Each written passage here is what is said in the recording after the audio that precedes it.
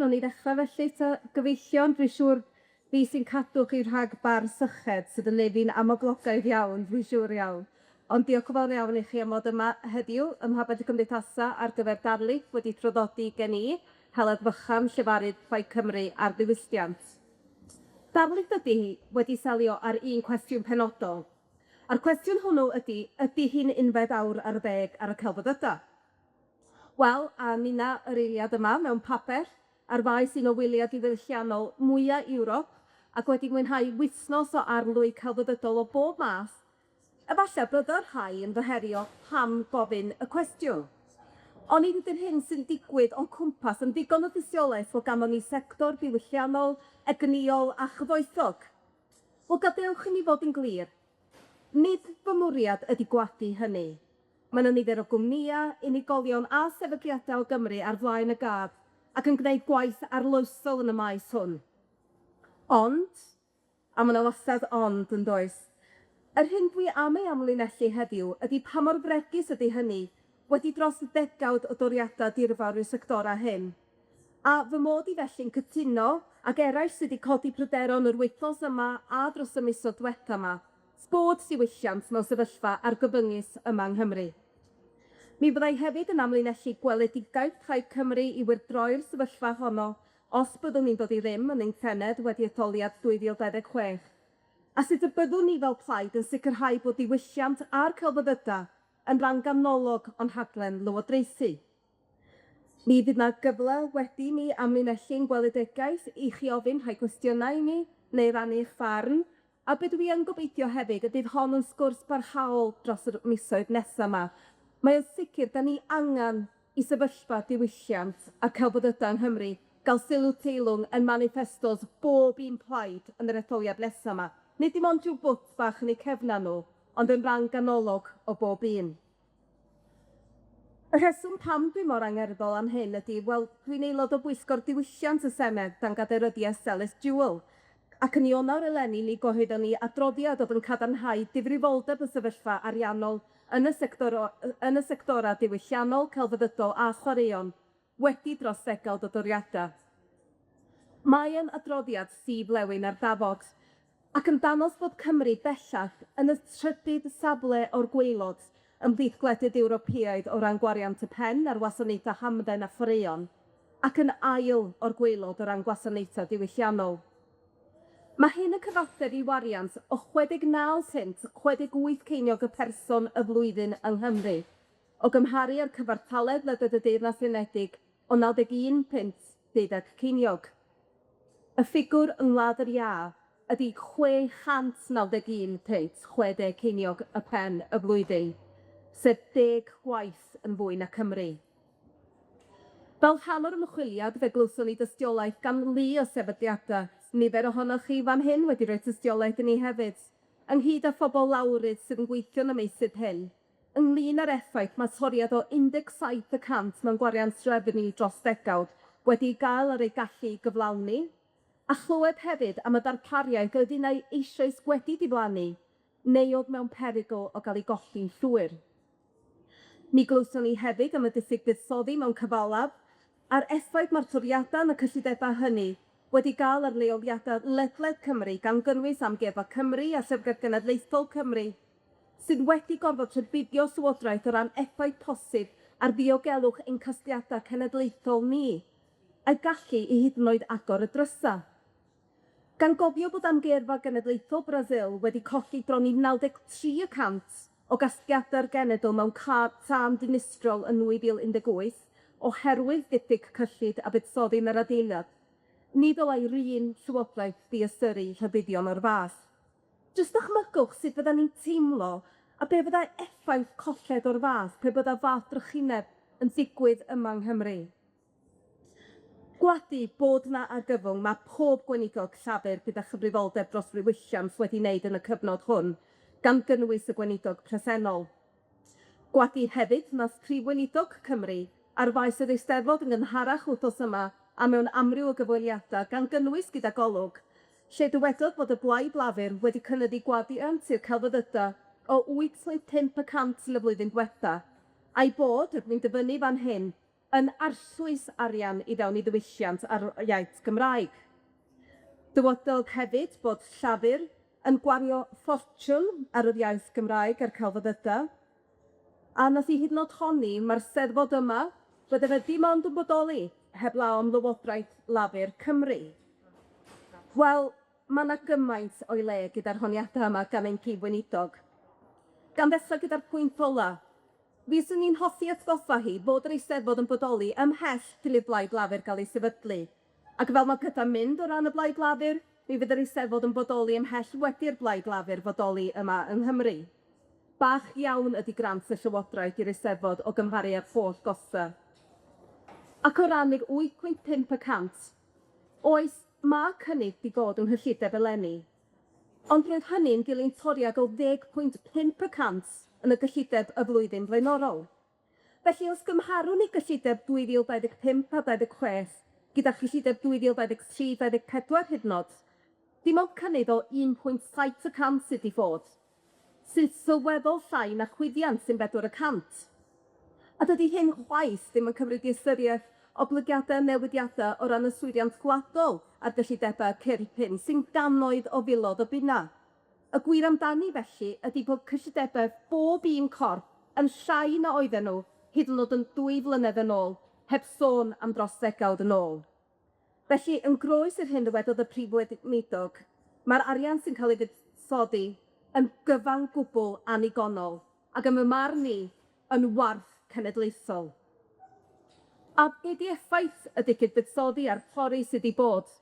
Wel, yn anffodus sydd i'r nifer ohonoch chi yma yn gwybod yn rhy dda beth yw'r effaith yma wedi bod. Cannoedd o swyddi wedi colli o sefydliadau cenedlaethol gan golli arbenigedd a sgiliau allweddol. Lleoliadau diwylliannol ledled Cymru wedi gorfod cau neu lleihau ohoriau gan bod gwariant awdurdodau lleol ar gyfer diwylliant a gwasanaethau cysylltiedig wedi disgyn o 40% gan nad ydyn nhw'n wasanaethau statudol. Mae dyfodol Opera Cenedlaethol Cymru yn parhau yn y fantol. Adran iau y Coleg Cerdd a Drama yng Nghaerdydd wedi cau, ac Adran Gerddoriaeth Prifysgol Caerdydd, bellach wedi ei hachub wedi lleihau yn arw. Hefyd, yn ein prifddinas, Neuadd Dewi Sant dal ar gau ers i rac gael ei ganfod yna, ac yn gynharach eleni bydd rhaid i amgueddfa genedlaethol Caerdydd gael ei drysa yn ddi-symwst. Ac bod y drysad i ail-agor wedi rhai diwrnodau, mae dal angen buddsoddiad sylweddol i sicrhau nad ydy hynny'n digwydd eto. Does ddim theatr genedlaethol yn y Saesneg, bod Michael Sheen wedi cameuradwy sefydlu cwmni amgen, a mi oedd adroddiad gyhoeddwyd yn ddiweddar yn rhybuddio y bydd sîn Werin Cymru yn dod i ben o fewn cenhedlaeth heb ymyrraeth frys. Ac fel y clwson ni eto unwaith wythnos yma, dyfodol diwydiant llyfrau a chyhoeddi mewn perygl o ddiflannu yn llwyr. Oes mae yna bocedi o newyddion da megis y buddsoddi yn Theatr Clwyd, yr amgueddfa lechi a hefyd yr amgueddfa bêl-droed yma yn Wrecsam. Ond ar lawr gwlad, mae'r cyfleoedd i bobl ifanc ymwneud â'r celfyddydau, bod hynny drwy dystio offeryn, bod yn rhan o gerddorfa, bod yn rhan o gynhyrchiad theatr neu gôr, hefyd wedi crebachu oherwydd y toriadau. Ac mae yna risg gwirioneddol, mae dim ond yr rhai sydd gyda teuluoedd a sborddio cyfleoedd o'r fath bydd yn gallu cymryd mantais o'r darpariaeth. Mae'n wir hefyd o ran y cyfle fynd i'r theatr neu amgueddfa oherwydd bod costa bws mor drud a'r grantiau gefnogi ymweliadau o'r fath wedi lleihau gan olygu na all ysgolion wneud gymaint o ymweliadau. A gyda codi plant yn cynyddu yma yng Nghymru a'r defnydd o fancia bwyd, gwaethygu naeth hyn os nad oes mwyn cael ei wneud gan y Llywodraeth i gefnogi mynediad i bawb at ddiwylliant a'r cyfodydau. Dyma realiti y toriadau, a dyma'n sy'n digwydd pan nad yw diwylliant y celfyddydau yn cael ei cyfnogi yn ddigonol gan Lywodraeth. Mae angen i Llywodraeth Lafur gydnabod y sefyllfa maen nhw wedi ei chreu a chymryd cyfrifoldeb am hynny. Dydyn nhw ddim yn taflu arian cyfyddydau ar Gymraeg, mae hynna yn gelwydd. Ond o'r hyn gyd i glywed ar y maes gan y Blaid Lafur yr wythnos hon, dwi'm yn gweld bod nhw'n mynd i gymryd cyfrifoldeb. Oherwydd y gwir amdani, dwi ddim yn credu bod diwylliant o'r celfyddydau yn blaenoriaeth iddyn nhw. Pan rybudiodd Amgueddfa Genedlaethol Caerdydd y gallai fod angen cau ei drysau llynedd oherwydd cyflwr trist yr adeilad. Dywedodd y prif weinidog ar y pryd Bo'n Gethin, pe bach chi'n ddweud wrthyr bod gennyf bunt i wario a gallaf naill ei roi i wasanaethau plant neu i'r Amgueddfa Genedlaethol, rwy'n credu y byddai'r rhan fwyaf o bobl yn gwybod ble byddwn ni'n dewis gwario'r bunt honno. Wel, yr hyn olygau, wrth gwrs, oedd na byddai'r bunt yna mynd tuag at yr Amgueddfa Genedlaethol, ac na byddai chwaith yn ceisio sicrhau bod uned cyfran o'r bunt yn mynd tuag at ddiwylliant ar celfyddydau. Yn yr un modd cam arweiniau ysbadl y llynedd ar lawr y Senedd am bwysigrwydd y celfyddydau diwylliant i Gymru, treuliodd ydy'r prwydd weinidog diwylliant ar y pryd Dawn Bawden, y rhan fwyaf o'r amser yn gweiddi arnau, ond be am yr NHS? Yn hytrach neu eirioli o ran y portffolio hi fod yn y cynrychioli. A beth am yr holl ymgynghoriadau sydd wedi'i rhedeg gan awdurdodau lleol dros y blynyddoedd diwethaf, yn gofyn i bobl ddewis, ydyn nhw eisiau gwasanaeth cerddoriaeth neu amgueddfa, neu ydyn nhw eisiau i'w binia gael eu casglu, neu ydyn nhw eisiau llyfrgell, neu i'w perthnasau llun dderbyn gofal. Ond fel bydd unrhyw un sydd â unrhyw ddealltwriaeth neu werthfawrogiad o'r sectorau hyn yn gwybod, ni dylai buddsoddi mewn un olygu peidio buddsoddi yn y llall. Maen nhw'n cyd-blesu, a mae bob un ohonyn nhw yn hanfodol. Mae gwasanaethau plant y gwasanaeth iechyd a diwylliant yn bwysig, a mae bob un ohonyn nhw yn heiddi buddsoddiad. Am ni dyla ni orfod sewis un ar brail y llall. A mae'r ffaith bod diwylliant a'r celfyddydau'n cael ei ystyried yn bethau braf i'w cael gan ein llywodraeth ni'n hunan, yn hytrach na chael eu cydnabod fel rhai sy'n hanfodol ein hunaniaeth, ein heconomi, a'n statws ar lwyfan y bwyd, yn deud popeth sydd angen i chi wybod am lafur yng Nghymru. Does dim uchelgais na gweledigaeth ganddyn nhw o ran y sectorau hyn. Ac mae eu meddylfryd unoliaethol nhw yn ei gwneud yn amharod i gefnogi unrhyw beth sy'n meithrin ymdeimlad y falchder cenedlaethol Cymreig. Ac o ystyried yr honiadau dwfn dyn ni'n ei gweld yn y cymdeithas y dyddiau hyn, efallai dyla ni ystyried a yw toriadau i diwylliant o'r celfyddydau wedi cyfrannu at hyn. Wedi'r cyfan, mae diwylliant yn hanfodol wrth feithrin cydlyniant cymdeithasol, sy'n ei dro yn meithrin amrywiaeth a chydraddoldeb tra'n lleihau anghydraddoldebau. Fel y dywed yn UNESCO, dyma pam mae gwarantu'r hawl i diwylliant yn gyfrifoldeb moesol, cymdeithasol ac economaidd. Wel, beth felly am weledigaeth Plaid Cymru? A sut y bydden ni mewn llywodraeth yn mynd ati i wirgroi'r digwyddiad sydd wedi bod o ran cefnogaeth a syllid dros y blynyddoedd diwethaf? Yn gyntaf oll, mi ydyn ni yn y blaid yn credu bod cael y cyfle i gyfranogi mewn diwylliant, y celfyddydau a chwaraeon yn hawl sylfaenol, sy'n hanfodol i bwy ydyn ni ac i wead ein cymunedau ni. Mi ydyn ni'n deall gwerth diwylliant yn ei gyfanrwydd a gallu'r sectorau hyn i fynd i'r afel a gymaint o'r heriau dyn ni'n ei wynebu yma yng Nghymru heddiw. Dyna pam, felly, fy mod i'n falch o ddatgan heddiw y byddai y celfyddydau, diwylliant a chwaraeon yn rhan ganolog o raglen lywodraethu Plaid Cymru, ac y byddai felly ethol Llywodraeth Plaid Cymru ym Mai 2026 yn gyfle i ni wirdroi'r sefyllfa argyfyngu sydd ohoni. Wel, y cwestiwn dwi'n siŵr dydd nifer ohonoch chi am ei ofyn felly ydy sut? Wel, drwy gyflwyno agenda ataliol newydd sy'n cwmpasu bob adran o'r llywodraeth, mi fyddwn ni'n sicrhau bod y rôl hanfodol mae diwylliant yn ei chwarae o ran llesiant, twf economaidd a chydlyniant cymdeithasol yn cael nid yn unig ei gydnabod, ond yn cael ei wireddu. Wedi'r cyfan, Cymru ydy'r unig wlad yn y byd drwy ddeddf cenedlaethau'r dyfodol i gydnabod llesiant diwylliannol fel rhan o ddiffiniad statudol ar gyfer datblygu cynaliadwy. Mae'n bryd felly cael llywodraeth fydd yn rhoi hynny ar waith. A beth byddai effaith hyn? Wel, o ran iechyd, byddai hyn yn golygu bod y celfyddydau yn cael eu hintegreidio'n llwyr fel rhan o'n gwasanaeth iechyd a rhaglen gwella iechyd a lles, drwy hyrwyddo iachad ac adderiad. Golyga hyn y byddai cynnig a gymeriadau celfyddydol yn cael ei ystyried yn rhan annasod o'n gwasanaeth gofal iechyd. Mae yna symudiad tuag at hyn eisoes ar droed, gyda memorandwm o gyd-dealltwriaeth yn bodoli ers 8 mlynedd bellach rhwng Confederasiwn Gig Cymru a Chwylo Celfyddydau Cymru, a llu o dystiolaeth wedi ei gyhoeddi ers hynny, yn danos bod rolau celfyddydau ac iechyd o fewn y gwasanaeth iechyd yn gwella iechyd a lles cleifion, staff a'r boblogaeth ehangach. Mae Bwrdd Iechyd Prifysgol Hywel Dda wedi cyhoeddi Siarter Celfyddydau ac Iechyd, sef addewid cyhoeddus i integreidio'r celfyddydau i waith y Bwrdd Iechyd.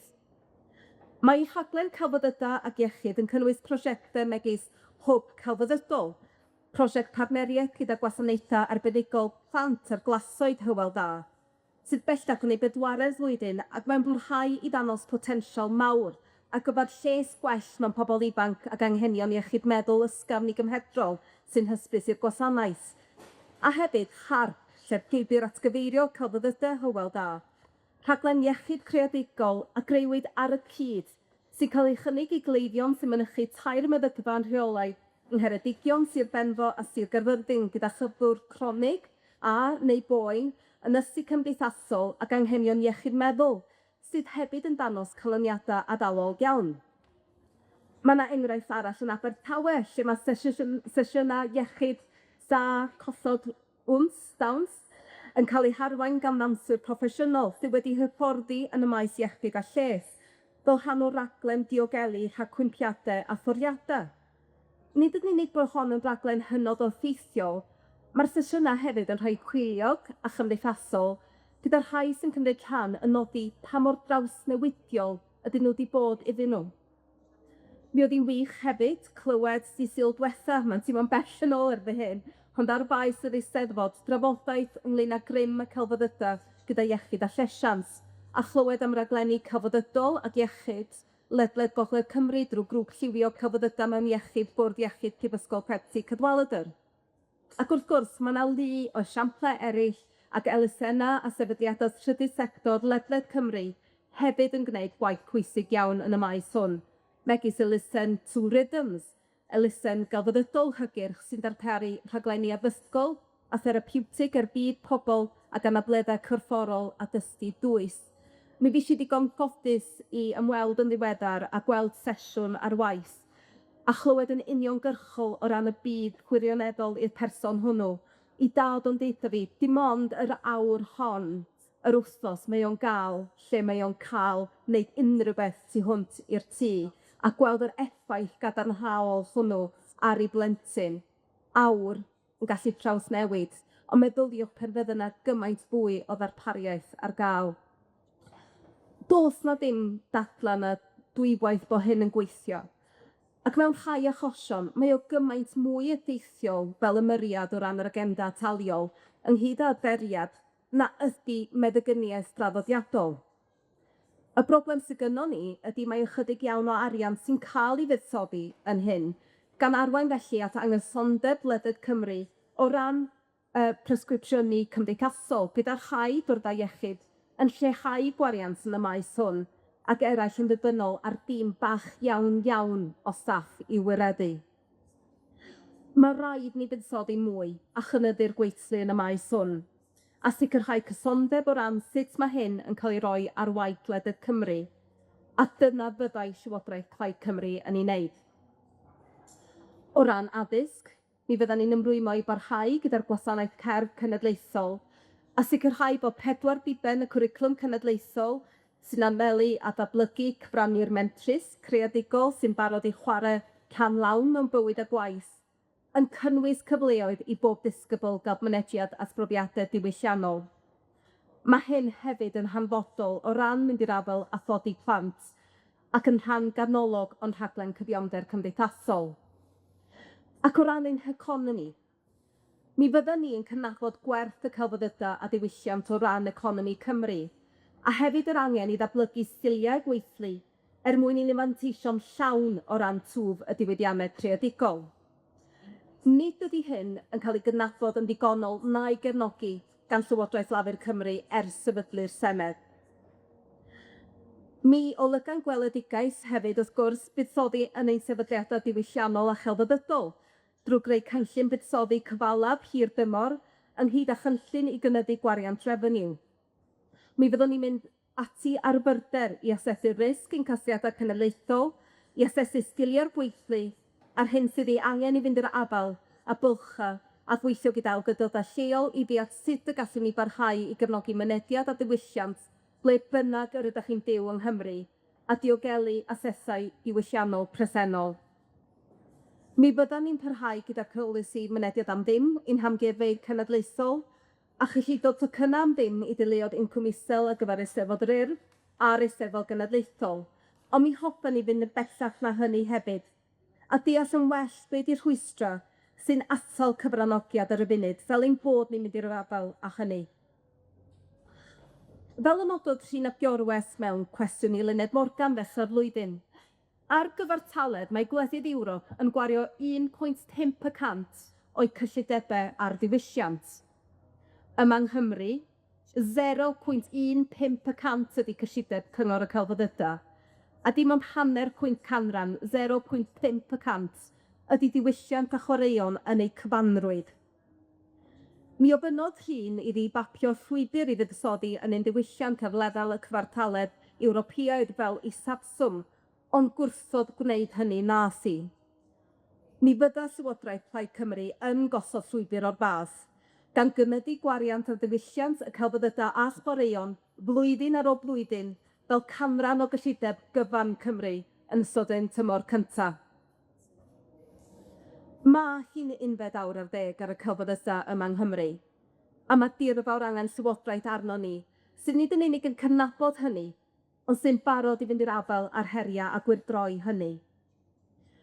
Dwi eisiau wneud hi'n glir, nid moethlion ydi diwylliant a'r celfyddydau yma yng Nghymru. Maen nhw'n hanfodol, o ran sut 'dyn ni'n adrodd ein straeon, ymynegu ein gwerthoedd ymynegu ein hunan, ynghyd a chysylltu ag eraill.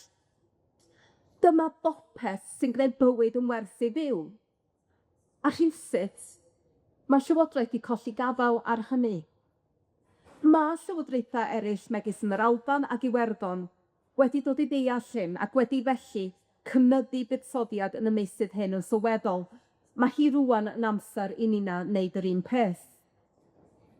Felly, i gloi, os ydyn ni am greu cenedl lle mae tegwch, cyfiawnder ac uchelgais yn ganolog i bopeth, yna ma'n ar ôl ganolog i'r celfyddydau a diwylliant.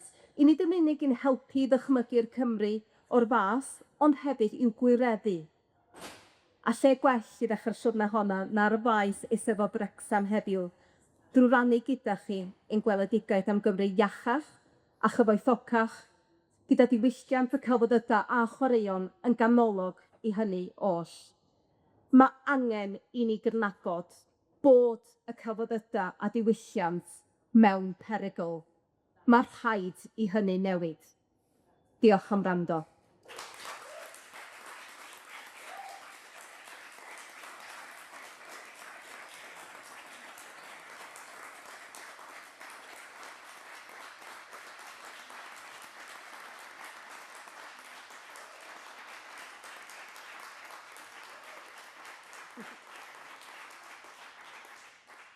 Diolch yn garedig iawn, diolch yn fawr iawn. A diolch i chi am ddod yma am 5 o'r gloch ar bnawn dy' Gwener Steddfod. Dwi yn mynd i agor y llawr am sylwada neu cwestiynau, os yna rywun yn hoffi cyfrannu. Dwi ddim yn gwybod os oes gynnon ni feicroffon. Oes, ma' 'na feicroffon. Felly, dwi'n gwybod bod 'na ddim pobol swil iawn fan hyn. Felly, fydda gen i diddordeb mawr clwad ganddoch chi. Oes rywun yn mynd gynta? Jex, da iawn. Nei di aros am y meic. Mi oedd PCS a oeddech chi'n protestio ddoed, oeddech chi, sydd yn dda iawn. Nes i anghofio sôn am hynna, ond mae hefyd Lle'r Williams ac eraill yn neud sylwadau am digrifoldeb y sefyllfa wsos yma. I diolch i bawb sydd wedi bod yn codi llaeth. Di hwnna'n gweithio? Na? Sori, ti eisiau just ofyn, ta Jeff? Diolch. Diolch fel yn hyn. Pagwyd siarad o blaen Llywodraeth fwy, nes i goffi pethau nes i o gyda si should be repleisio yn y fater i ddim. Ac gofyn sut i dod nôl o fyw Darlith pedwar wrth beth y ganiad a bwyd i'n afod pedwar, felly diolch fawr iawn. Oedd ar dyfyrdynadu yn y rariannu, ac os gen i codi blwydd o'n blwydd, sydd at y gwasanaeth Ewropeaidd, croesawu ben i o wyt, os i fynd yn ymwneud am bod o gyflym, wir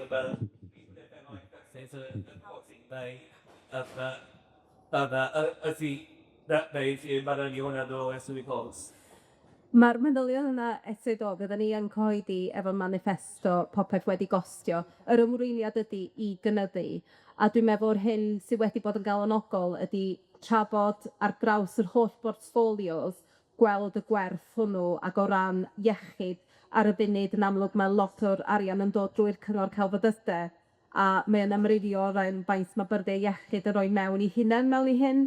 Felly dwi'n credu bod na fodelau ariannol amgen os ydyn ni am sicrhau bod dim siamter celfyddydau yn treidio drwy bob faes polisi, fel mae o fod efo'r deddf cenedlaethau'r dyfodol, ond yn anffodus fel mae hydroddiad y Comisiynydd wedi danos, mae o'n un o'r rhai nodau sydd wedi cael y lleia sylw. Felly dwi'n meddwl drwy newid yn y magwedd honno, dyn ni ddim yn sôn am just y cyllideb diwylliant, mae'r ffordd o edrych arno fo'n hollol wahanol wedyn. Ond dwi ddim yn mynd i gogio, di hyn ddim yn mynd i fod yn newid dros nos. Mae bwycslu hefyd yn los o'r meysydd hyn angen i datblygu dydy o fewn byrdau iechyd ag ati. Felly mae o'n ymagwedd gwahanol, ond yr hyn da ni eisiau deall o ran dyfyddiadau cenedlaethol ni, wrth gwrs, ydy deall erydd y toriadau dyffryd sydd wedi bod, be di effaith hynny di bod, oherwydd di hynna mynd i allu cael ei drawsnewid dros nos ffaith efo faint o bobl gwych da ni di colli sy'n gweithio yn y sectorau hyn eisoes. Gobeithio bod hwnna'n ateb y gwestiwn di. Unrhyw sylw neu gwestiwn arall? Jacob, diolch. Mae rhaid bod chi gyd ddim wedi bod yn syched eto, os da chi'n dal ar y funud. Diolch, Heledd, a croesawu'n fawr y pwyslais yma ar i fod yn etholiol yn y gwaith polisi. I ddeidio o'r asesio, os gai, un o'r pethau mae'r Comisiynydd Cenedlaethau'r Dyfodol wedi i gael amdano fe, a mynd â gwaith ymchwil yn cael ei wneud dros yr haf i fynd i fwy o fynolder, ydy gofyn am feddydd diwylliant i eisoes yn ymwybodol o hynny. Gyda'r bwriad o ceisio mynd i'r alfaen ar elfen yma o wneud gada yn statudol, yn benodol ar awdurdodau lleol sydd yn ar draws Cymru yn cau asedau, yn gwerthu asedau, Llendiach Fawr yng Nghaerffili yn un yn Heledd. Bendyn, i deidio o'r asesu, beth ydych chi'n cynnig fel elfen cenedlaethol ydy mwy o agam, ond sut mae gorfodi na'r cryf, sut mae annog cyrff lleol i gyfsobi'r arian yna wedyn mewn system ar hyn o bryd sydd yn gosod unrhyw elfen statudol arnyn nhw So dyna, dwi jyst yn trio gweithio allan, mae'n welebidiaeth cenedlaethol, ond sut mae gweithio i annog ymateb yna'n lleol gan awdurdodau lleol. Na, diolch o'r cwestiwn yna, a y sicr, fel dwi wedi egluro pan da ni wedi cael sgwrsio, mae gen i feddwl agored iawn o ran y bil, a dwi isio edrych fwy manwl arno fo. Beth ni'n hoffi ydy bod hyn yn gallu digwydd drwy bod o'n integreidio drwy bob maes polisi. Mae Llywodraeth leol yn amlwg efo heriau anferthol, a dwi'n meddwl o'r hyn fyddwn ni'n ofni o ran rhoi mwy o bwysau iddyn nhw heb yr adnoddau, ydy pa mor realistig bydde hynny. Felly un o'r pethau dwi'n meddwl bydde'n eithriadol o bwysig bod ni'n gwneud, a rhywbeth dwi wedi bod yn galw ar y Llywodraeth i fod yn neud ers blynyddoedd bellach, ydy asesu be ydy'r sefyllfa ar lawr gwlad ar y funud, be sydd efo risg o ddiflannu, a lle ydyn ni'n gallu ymyrryd i gadw'r darpariaeth yna i fynd ar y funud, gan edrych sut ydyn ni wedyn efo'r bylchau sydd wedi datblygu oherwydd y llefydd sydd eisoes wedi colli. Di'r mapio cenedlaethol yna ddim wedi digwydd i raddau o'n i eisiau fel gael ei wneud gan y Llywodraeth. Oherwydd yn 2015 er enghraifft, mi oedd na adolygiad o amgueddfeydd lleol oedd yn rhybudio os nad oedd nhw'n dod yn statudol neu os nad oedd na fwy o fuddsoddi, bydde na fwy o amgueddfeydd lleol yn cael eu colli neu'n cael eu rhedeg gan wirfoddolwyr a gallu wneud tai. Wel, dyna'n union sydd wedi digwydd, a dwi'n meddwl da ni wedi cael adroddiad ar ôl adroddiad a diffyg gweithredu. Yr hyn sy'n ni'n ymrwymo di, da ni'n mynd i fod yn comisiynu adroddiadau ddeall, ond gyda'r bwriad wedyn o weithredu, oherwydd bod ni isio i bethau gwella. Dwi'n meddwl mae'r sgwrs o ran awdurdodau lleol, dwi'n meddwl mae'n batl gref bod rhain yn bethau statudol a creidiol, ond dwi'n gwybod hefyd bod awdurdodau lleol methu cyflawni'r pethau statudol sydd ganddyn nhw. Felly, siwrne dwi'n gweld hi, a mewn gwledydd eraill lle maen nhw wedi cynyddu'r ddarpariaeth, mae'n weledigaeth degawd, 15 mlynedd, 20 mlynedd, o ystyried y toriadau dirfawr sydd wedi bod yma, a dyn ni'n deud dros degawd, ond ers 2010. A hyn oed cyn hynny, mi oedd 'na diffyg buddsoddi mewn cyfalaf, doedd y revenue ddim yn mynd yn bell iawn. Felly mae 'na heriau sylweddol yma, a dwi'n meddwl bod raid i ni gael y pictiwr llawn i wirioneddol ddeall be' 'di'r sefyllfa wedi bod, fel bod ni wedyn yn gallu rhoi cynllun ar waith. Ond ie, meddwl agored o ran y bil, dwi ddim yn diystyrru fo, ond y peth pwysica i fi ydi bod ni'n gweld gwella a gweld bod ni'n gallu diogelu diwylliant a mynediad i'r celfyddydau.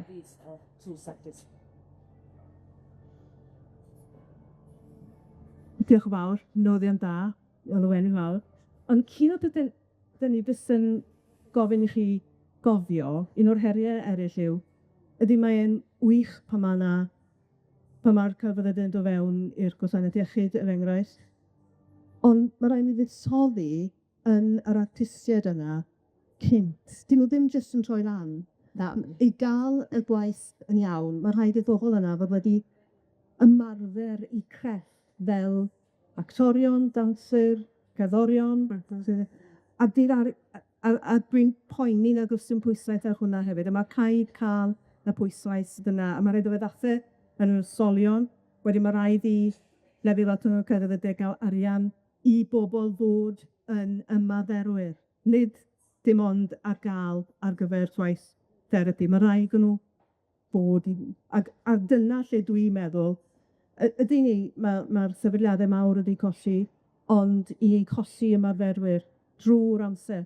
Dyw rifan ddim yn gweld e fel llwybr gyrfa o gwbl. Dyw ddim yn gweld e fel bywyd allan nhw. Twod, dwi'n gwybod am bobl sydd yn byw yn gwneud gwaith arall mwyn gallu bod yn ymarferwyr. Felly, mae rhaid buddsoddi fyna i ddechrau. Cytuno 100%. O ran, os ydych chi'n edrych ar y niferoedd rŵan sy'n cymryd drama fel drama cerddoriaeth fel tygau a lefel A yn lleihau hefyd, mae hwnna mewn mhryderu un fawr oherwydd mae hynna'n golygu wedyn mae 'na lai o bobl yn mynd i fod mewn i'r sectorau. Dwi'n meddwl o'r oed cynradd rŵan bod creadigrwydd yn rhan o'r cwricwlwm o'r ganolog, mi ddylen ni wedyn bod yn hyrwyddo'r ysod eang o swyddi. Oherwydd fel 'dan ni'n gwybod, efo'r diwydiannau creadigol yn ymestyn gymaint hefyd, mi dyle bod 'na lot fwy o ystod o swyddi yn y meysydd hyn. Ond oherwydd pethau fel gwersi operynol, bod dim bob ysgol efo cerddorfa bellach ag ati, mae 'na gymaint o gyfyngu wedi bod. So ni'n gwybod bod y nifer o fyfyrwyr o Gymru sy'n ceisio le yn coleg cerdd a drama, er enghraifft, yn lleihau o ran y cerddoriaeth a drama. Felly, a mewn rhai o'r cyrsiau ma'n diflannu'n llwyr hefyd o fod ar gael. Felly, dwi ddim yn mynd i ddiystyru hwnna o gwbl. Dyna pam dwi ddim, mae'n mynd i gymryd amser o ran sicrhau bod ganddo ni'r niferoedd mwyn gallu gweld be fydde'r weledigaeth hon. Ond beth ni isio di creu Cymru lle fedrwch chi fod yn berson creadigol a bod na ystod o swyddi a gyrfaoedd ar gael. A mae hynny ledled Cymru. Da ni ddim jyst yn sôn am swyddi yng Nghaerdydd, ond maen nhw lle bynnag ydych chi yng Nghymru. A dwi'n meddwl dyna fydden ni isio bod yn Gymreig, ac yn sicr o ran gyrfaoedd ar hyn da ni'n annog pobol ifanc iddyn nhw sylweddoli bod y swyddi yma'n bodoli. A mae yn mynd i gymryd amser i ni sicrhau hynny. Mae yna gymaint di gadael y diwydiannau hyn hefyd soes, oherwydd yr toriadau sydd wedi bod. A dydy o ddim yn bywyd hawdd ar y funud chwaith i wneud bywoliaeth. Felly, na, dwi'n derbyn y pwyntiau yna'n llwyr. Diolch. Unrhyw sylwadau? Ie?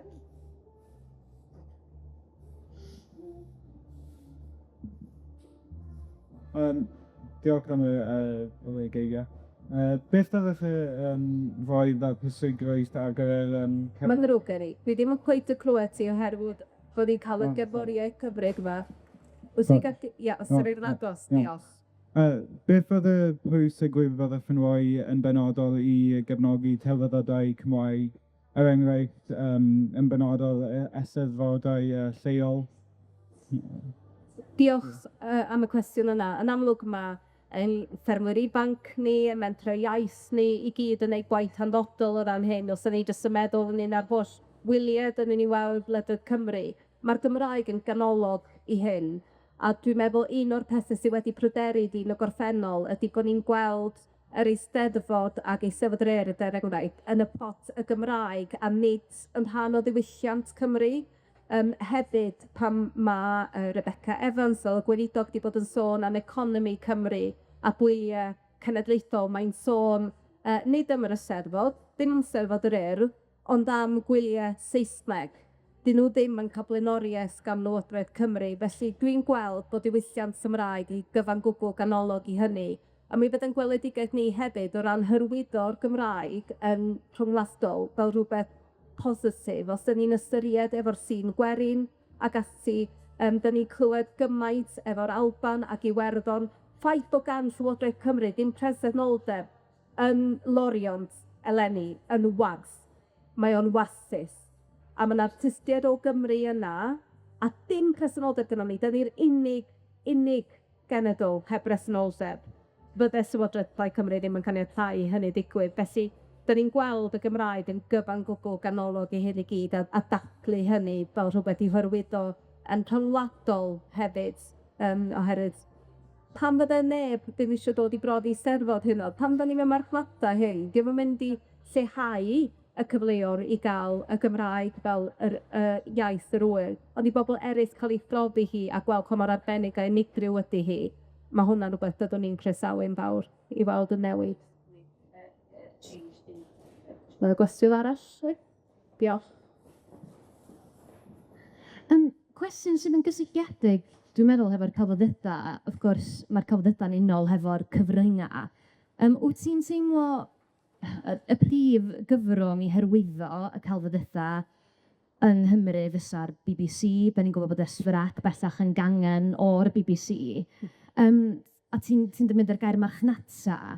Sut ydym ni yn marchnata ac yn cynnal ac yn gallu gwerthfawrogi a rhannu gyda chynulleidfa ehangach, os nad ydy'r cyfryngau o'r sydd fymryn yn fwy annibynnol, boed nhw'n batera cenedlaethol neu yn gylchgrona. Mae yna, wrth gwrs, lot ohonyn nhw yn bodoli, ond fel artist fy hun, mae yna dueddiad bod ni'n dibynnu'n ormodol ar un cyfrwng. Ac dwi'n gwybod, wrach jyst gofyn o ran diddordeb lle ydych chi fel Plaid yn gweld hynny, gan i bod nhw'n cyd-symud yn eitha parallel, swn i'n dweud.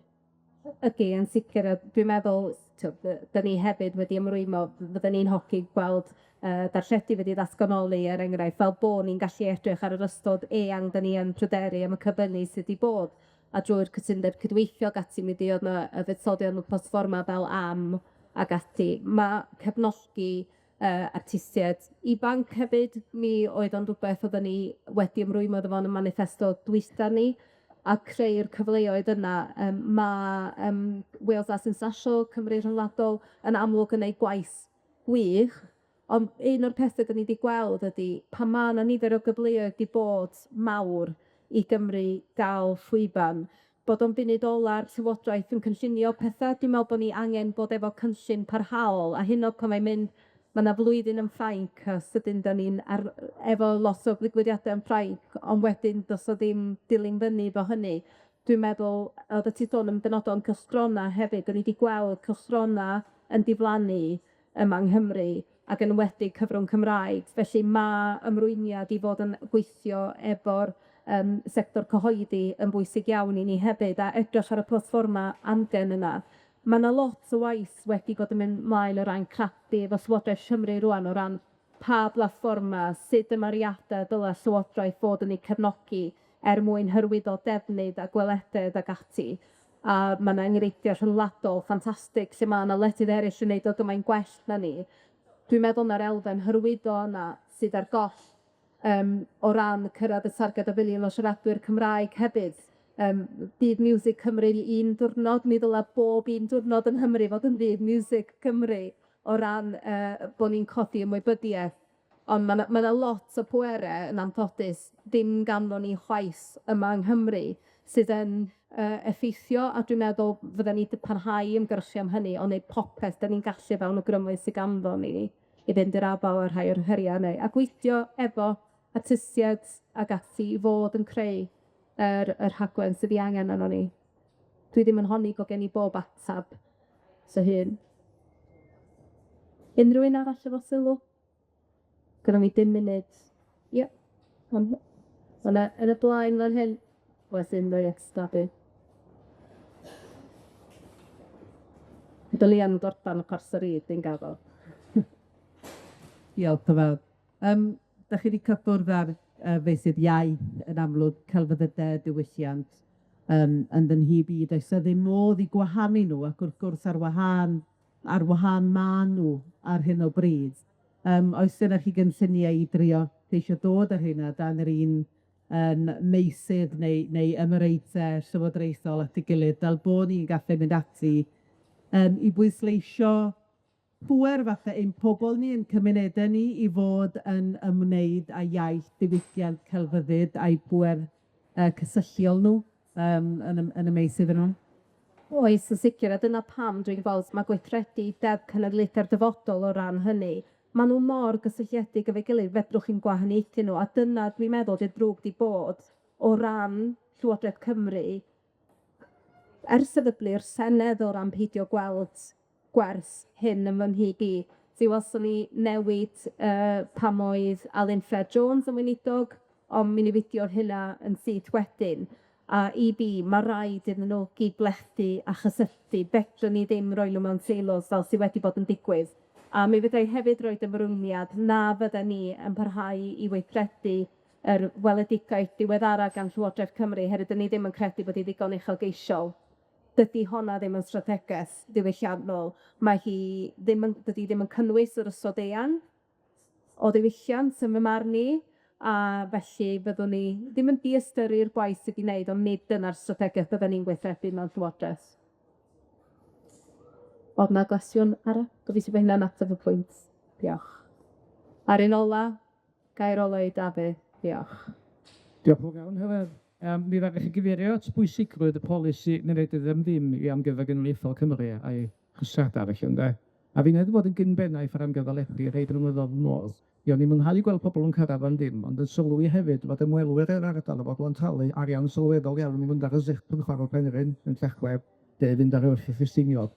A ydych chi'n ystyried felly, dylai ystyried fel i darparu neu ddim dim i bobl Cymru a codi tal i bobl o tu allan i Gymru. Diolch, Dafydd. Mae mynediad am ddim i bobl Cymru rhywbeth cyfan gwbl greiddiol. Dwi yn feddwl agored o ran edrych ar modelau amgen, a dwi'n meddwl mae nifer o rhaglenni sydd wedi bod, dwi'n cofio pan o'n i'n ar y cydweithio yn Amgueddfa Cymru, efo'r cychod mawr yn dod mewn a gallu manteisio drwy gynnig cyfleoedd ychwanegol i fod yn dod â incwm ychwanegol yn bethau y dylai Llywodraeth bod yn cefnogi a rhoddi mwy o gefnogaeth i sefydliadau gallu codi incwm. Mae Llywodraeth Cymru yn gwneud gwaith ofnadwy o wael fy marn i ynglyn â hybu diwylliant a marchnata Cymru. Dwi'n meddwl yn anobeithiol i feddwl cyfoeth o bethau sydd ganddo ni, a dyn ni'n gweld yn aml dydyn, pobl yn dod falle am gwpl o oriau i Gymru a alla ymweld ag un neu ddau le, yn lle bod nhw'n gweld o fel lle gallen nhw brylio amser. Felly cydweithio fo'r sector breifat ag ati, yn y pendant i fi ydi, mae rhaid i gadw mynediad am ddim i bobl Cymru. A mae wneud yr ymrwymiad hwnnw yn ddiamwys yn rhywbeth dyn ni gyd fel plaid yn awyddus iawn i'w wneud. O ran edrych ar fodelau amgen, mae hwnna rhywbeth wrth gwrs fydden ni'n agored i edrych arno fo, ond mae 'na bendant fydden ni ddim eisiau bod yn dweud bydden ni'n cwthogi'r arian ar gyfer mynediad am ddim tra'n edrych ar rhywbeth o'r fath. Bydden gor'o' gweithio efo Amgueddfa Cymru a sefydliadau eraill i ddeall hynny. Un o'r pethe fyddwn ni'n hoffi ydi bod ni'n edrych mewn llywodraeth, be mae hawl i fynediad i ddiwylliant yn ei olygu, a be fydde'r pethe fyddech chi'n gwarantu fyddai gan bob plentyn yng Nghymru fynediad iddo fo. Fy nelbrig i ydi, mi ddyla bob plentyn yng Nghymru gael mynd i Senedd Cymru, er enghraifft. Mi ddyla nhw gael ymweld â'r Llyfrgell Genedlaethol o leia unwaith. Mi ddyla nhw bod yn gallu mynd i Saint Bagan, i Big Pit, i'r amgyfalechu, yr ystod eang ohonyn nhw, bod o'n hawl sylfaenol mynd i'r urdd, bod o'n rhan o hynny.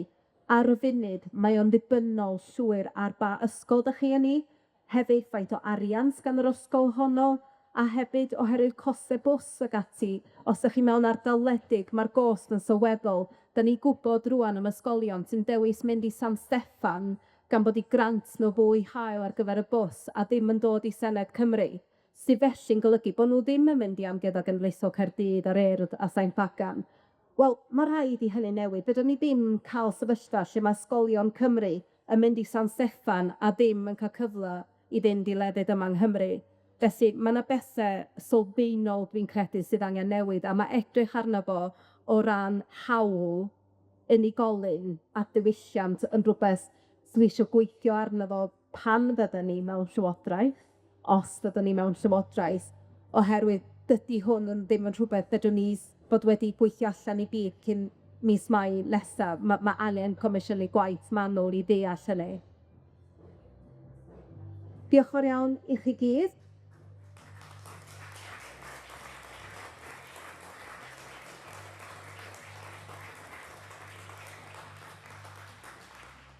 Dwi am teimlo bod angen rhyw ddawns neu parti rwan efo'r sŵn yma.